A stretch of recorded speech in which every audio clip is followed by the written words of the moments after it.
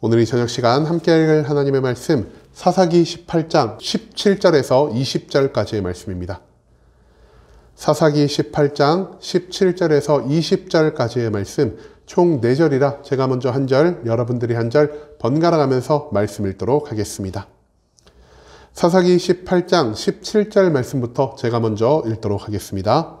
그 땅을 정탐하러 갔던 5사람이 그리로 들어가서 새긴 신상과 에봇과 드라빔과 부어 만든 신상을 가져갈 때 그 제사장은 무기를 지닌 600명과 함께 문 입구에 섰더니 그 5사람이 미가의 집에 들어가서 그 새긴 신상과 에봇과 드라빔과 부어 만든 신상을 가지고 나오매 그 제사장이 그들에게 묻되 너희가 무엇을 하느냐 하니 그들이 그에게 이르되 잠잠하라. 내 손을 입에 대라. 우리와 함께 가서 우리 아버지와 제사장이 되라.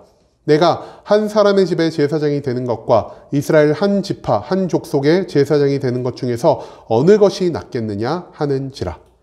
그 제사장이 마음에 기뻐하여 에봇과 드라빔과 새긴 우상을 받아 가지고 그 백성 가운데로 들어가니라. 아멘. 오늘 이 시간 우리는 예외가 없는 죄악 그 두 번째 이야기를 가지고 함께 나누는 시간 갖도록 하겠습니다. 반복되는 타락 속에서도 여전히 이스라엘을 구원하고자 하시는 하나님의 사랑이 나타난 사사기 18장의 말씀을 갖고 함께 나누는 시간 갖고 있습니다. 오늘 본문 말씀 가운데에서 우리는 범죄한 레위인과 새로운 관계를 맺은 이스라엘 지파에 대해서 찾아볼 수 있게 될 것입니다. 그렇다면 이스라엘 지파는 지금 무엇을 하고 있으며 하나님 앞에 그들이 어떤 죄악을 범하고 있는지 오늘 본문 말씀 한 절 한 절 찾아며 함께 알아보는 시간 갖도록 하겠습니다. 먼저 본문 17절 말씀에서 성경은 이렇게 기록합니다. 그 땅을 정탐하러 갔던 5사람이 그리로 들어가서 새긴 신상과 에봇과 드라빔과 부어 만든 신상을 가져갈 때 그 제사장은 무기를 지닌 600명과 함께 문 입구에 섰더라. 이 17절 말씀에서 우리는요, 이방 민족의 땅을 점령한 다음 단 지파가 한 행동이 무엇이었는지를 찾아볼 수 있게 될 것입니다.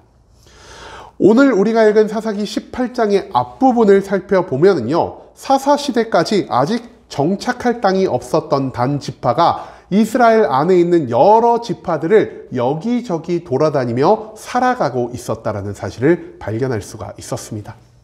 그리고 이처럼 방황하던 단 지파는요, 미가의 집에 들려서 그 집에서 하루 머물러 가기로 결정을 했다는 것이죠. 그들은 거기서 미가의 집에 거하고 있는 레위인 제사장을 만나게 되었고요. 그 제사장에게 앞으로 우리 지파의 미래가 어떻게 될지를 질문하는 모습을 보입니다. 하지만 그 레위인 어떤 사람이었습니까? 그는 하나님이 세우신 제사장도 아니었고요. 애초에 아론의 핏줄이 아니었기 때문에 제사장이 될 수 있는 자격을 가지지도 못한 자였습니다. 그렇기 때문에 그는 한 지파의 미래가 어떻게 될 것인지를 예측할 수 있는 능력도 자격도 갖고 있지 못한 존재였다는 것이죠. 그럼에도 불구하고 이 레위인 제사장은요, 무슨 생각에선지 모르겠지만 그 단 지파의 앞길이 형통할 것이다라는 예언을 선포하게 됩니다. 그리고 이 제사장의 말을 들은 뒤 단 지파는 우연히도 라이스라는 지역에 살고 있는 이방 민족을 쫓아내고 그곳에서 자리를 잡을 수 있게 되었습니다. 그런데요, 문제는 여기서 발생합니다. 단 지파는요, 하나님이 자신들에게 성공을 거두게 하시고 하나님이 자신을 정착시켜 주셨다라고 생각한 것이 아닌 미가의 집에 있는 신당과 그 신당에서 일하는 제사장의 미래 예언이 우리를 성공으로 이끌었다라는 이러한 생각을 하게 되었다라는 것이죠. 그렇기 때문에 라이스를 점령한 후 단 지파는요, 하나님께 감사와 영광을 올리지 않았고요, 곧장 미가의 집으로 쳐들어가 그곳에서 일하는 제사장과 그 집안에 있는 모든 신당의 물품들을 자신들의 지파로 가져와 자신들이 계속해 유익을 누리고자 하는 계획을 세우게 되었다는 것입니다. 그래서 그들은요, 즉시 미가의 집에 군대를 이끌고 방문합니다. 많은 병사들이요, 미가의 집을 쭉 둘러쌌고요, 몇 명의 사람들은 이제 미가의 신당 안으로 들어가서 그 안에 있는 에봇과 드라빔과 부어 만든 신상을 모두 들고 자기네 지파로 떠날 준비를 하고 있게 됩니다. 그리고 미가의 집에서 일하고 있었던 이 레위인 제사장은요, 그 신당 문 바깥에서 단 지파가 끌고 온 600명의 병사들과 함께 안에서 일어나는 모든 일을 목격하고 있었다라는 것을 이 17절 말씀은 우리들에게 보여주고 있습니다. 그 다음 이어진 18절과 19절 말씀에서 성경은 이렇게 기록합니다. 그 5사람이 미가의 집에 들어가서 그 새긴 신상과 에봇과 드라빔과 부어 만든 신상을 가지고 나오매 그 제사장이 그들에게 묻되 너희가 무엇을 하느냐 하니 그들이 그에게 이르되 잠잠하라 내 손을 입에 대라 우리와 함께 가서 우리의 아버지와 제사장이 되라. 내가 한 사람의 집에 제사장이 되는 것과 이스라엘 한 지파 한 족속의 제사장이 되는 것 중에서 어느 것이 낫겠느냐 하는지라. 이 18절과 19절 말씀에서 우리는요, 단 지파의 권유와 레위인의 반응이 어땠는지를 찾아볼 수 있게 될 것입니다. 레위인 제사장은요, 단 지파가 하는 행동을 보고 즉시 단 지파의 병사들을 질책하기 시작합니다. 하지만 오히려 단 지파의 병사들은요, 레위인을 겁박하며 그 입에 손을 대고 잠잠히 조용히 있을 것을 바라게 되었다는 것이죠. 그리고 이 모습 가운데에서 우리는요, 두 가지를 생각해 봐야 할 것입니다. 첫 번째, 이 레위인 제사장은요, 하나님으로부터 권위를 받지 못했기 때문에 그의 말에는 어떠한 영적인 권위도 존재하지 않았고요. 그의 말 가운데 어떠한 영적인 권위가 존재하지 않았기 때문에 단 지파 사람들 중 한 명도 그의 말에 따라 순종하는 모습을 보이지 않았다라는 사실을 우리가 먼저 찾아볼 수 있을 것입니다. 두 번째로 단 지파 사람들은요, 하나님의 제사장을 별것 아닌 존재로 생각해서 그를 겁박하고 있으며 그를 자기들의 마음대로 움직이려 하는 이러한 교만한 모습을 보이고 있다는 것입니다. 한마디로 영권 없는 제사장의 모습뿐 아니라 하나님을 두려워하지 않는 이스라엘 지파의 모습이 오늘 우리가 읽은 이 말씀 안에서 동시에 드러나고 있다는 사실을 우리는 기억할 필요가 있다는 것이죠. 그리고 단 지파 병사들은요, 레위인 제사장을 겁박한 후에 그에게 한 가지 제안을 하게 됩니다. 바로 미가의 작은 집 안에서만 제사장의 역할을 감당하는 것이 아닌 단 지파의 거주지로 이동하여 한 가문보다 한 지파의 더 높은 제사장의 직위를 감당하라는 것이 바로 단 지파가 레위인 제사장에 권유한 것이었다는 사실이죠. 한 사람을 위해서 일하는 제사장보다 한 지파를 위해서 일하는 제사장이 더 큰 권위와 더 큰 영광 그리고 더 호화로운 삶을 살 수 있다라고 말하고 있는 이 단 지파의 권유에 레위인 제사장은 마음이 요동칠 수밖에 없었다는 것을 우리는 또한 생각해 볼 수 있을 것입니다. 그리고 마지막 20절 말씀에서 성경은 이렇게 기록합니다. 그 제사장이 마음에 기뻐하여 에봇과 드라빔과 새긴 우상을 받아가지고 그 백성 가운데로 들어가니라. 20절 말씀에서 우리는 단 지파의 제안을 받은 레위인 제사장의 모습을 찾아볼 수가 있을 것입니다. 레위인 제사장은 단 지파의 협박으로 인해 두려움과 기분 나쁨의 두 가지의 감정을 동시에 느끼게 되었을 것입니다. 또한 레위인 제사장은요, 자기가 단 지파의 미래를 축복했음에도 불구하고 그들이 미가의 집을 쳐들어와서 그 신당 안에 있는 모든 것을 빼앗아가고 자기를 겁박하는 그 모습이 옳지 않은 일이라는 이러한 생각을 분명했을 것입니다. 하지만 협박 직후에 단 지파가 이 레위인 제사장에게 달콤한 권유를 건네자 레위인 제사장의 마음은 움직일 수밖에 없었다는 것이죠. 어제도 함께 나눴지만 이 레위인 제사장은요, 하나님의 뜻과 하나님의 계획을 위해서 살아가는 자가 아닌 오직 나의 만족과 유익을 위해 나의 평안한 삶을 위해서만 살아가는 자였음을 우리가 기억할 수 있길 원합니다. 그렇기 때문에 그는 미가의 집에서 그에게 허락되지 않은 제사장의 직분을 수행하면서도 그가 그토록 바라던 평안하고 안정적인 삶을 누릴 수가 있게 되었다는 것이죠.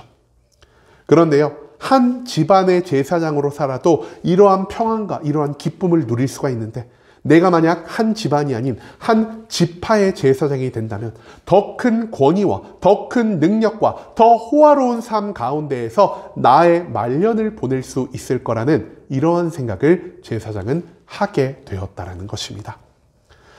그리고 그는 더 큰 유익을 위해서 잠시간의 굴욕을 잊고 즉시 미가의 집을 배신해 단 지파의 병사들과 함께 이동하였다라는 사실을 오늘 본문의 마지막 말씀은 우리들에게 보여주고 있다는 것입니다. 한마디로 레위인 제사장은요, 하나님 앞에서만 신실하지 않은 모습을 보인 것이 아니라 사람과 사람의 관계에서도 신실하지 못한 모습을 보이고 있고요. 또한 단지파는 하나님을 두려워하지 않고 있으며 하나님의 능력을 인정하지도 않고 오직 자기들에게 큰 유익을 줄 수 있다라고 생각한 레위인 제사장과 그 신당에만 관심을 가지고 있었다라는 사실을 오늘 본문 말씀은 우리들에게 가르쳐 주고 있습니다. 여러분, 우리가 이번 한 주간 나눈 이 사사기의 말씀 가운데에서 우리가 배웠던 것 무엇입니까? 첫 번째, 하나님이 미워하시는 모든 악한 행동을 범했음에도 내가 죄를 짓고 있다라는 인식조차 하지 못한 채 하나님이 나에게 복을 주실 거라고 생각한 미가의 모습을 우리가 찾아볼 수가 있었고요. 두 번째, 하나님의 말씀을 누구보다 잘 알고 있었음에도 하나님의 선택을 받았음에도 불구하고 하나님 앞에 믿음과 순종을 보이는 것이 아니라 나의 만족과 유익을 위해 오히려 죄악을 선택한 레위인 제사장의 모습을 우리가 찾아볼 수가 있었습니다. 그리고 마지막 세 번째, 오늘 본문 말씀 가운데에서 우리는요, 하나님을 두려워하지 않고 하나님이 없는 것처럼 살아가며 자신의 유익을 위해서라면 범죄하고 남의 것을 빼앗는 것을 서슴없이 행하는 이스라엘 단 지파의 모습을 찾아볼 수가 있다는 것이죠. 한마디로 이스라엘은요, 지금 총체적인 난국에 빠져 있다는 사실을 오늘 이 본문 말씀은 우리들에게 알려주고 있다는 것입니다. 여러분, 사사시대에요, 왜 계속해서 그들이 이방민족의 침입을 받을 수밖에 없었을까요? 단순히 사사들이 하나님 앞에서 온전한 믿음과 순종의 모습을 보이지 못해서였기 때문입니까? 그게 아니었다라는 것입니다. 사사들뿐만이 아닌 하나님을 잘 알지 못했던 일반 백성들이 하나님 앞에 범죄하였기 때문이고요. 하나님의 말씀을 잘 알고 있던 레위인조차 하나님 앞에 범죄하는 모습을 보였고요.